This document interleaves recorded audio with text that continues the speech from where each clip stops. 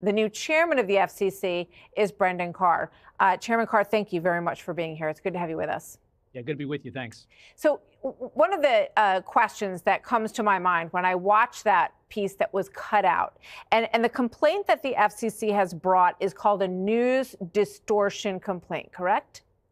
Yeah, that's exactly right. You know, this is an example, I think, where President Trump has been ahead of the curve. He's been ahead of it on a lot of things. He came out early and said, this thing looks like it's been pretty chopped up. And now we've been transparent with the American public. But stepping back, you know, as you indicate, I've been chair for 3 weeks, and it's been quite a difference in D.C. You know, President Trump is delivering right away, as we see on the border. We're driving down the cost of living.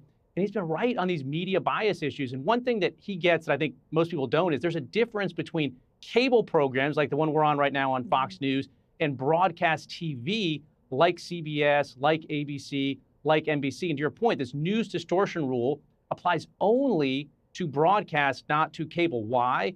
Because broadcasts have access to a public resource, the airwaves. They were given it for free originally. It's worth billions and billions of dollars today. And so they're differently situated than cable or from other speakers. And at the FCC for years, we sort of walked away from our obligation to enforce the public interest standard on broadcasters. And hopefully over these first couple of weeks, people see that this is an FCC that is going to hold broadcasters accountable to their public interest obligations. Yeah, so the news distortion, when I look at that soundbite, what comes to my mind is the fact that the border was the #1 issue in the election. It's what most voters said they cared about. The economy and the border were really the two top issues. Is CBS breaking any rules by not including something that was one of the top issues for Americans in the interview in and of itself? Well, this is now a live issue before the FCC that we are going to be taking a look at. We did 2 things this week. One, we put the transcript out there for everybody to see. We're being transparent so that everybody can comment. There's a docket now at the FCC. People can weigh in. We'll make the judgment. When you look across other broadcasters, there's issues too. We reinstituted a complaint against NBC. If you look at Comcast, Brian Roberts there snuck on Kamala Harris to SNL at the last minute right before the election, and we reopened an investigation into that as well.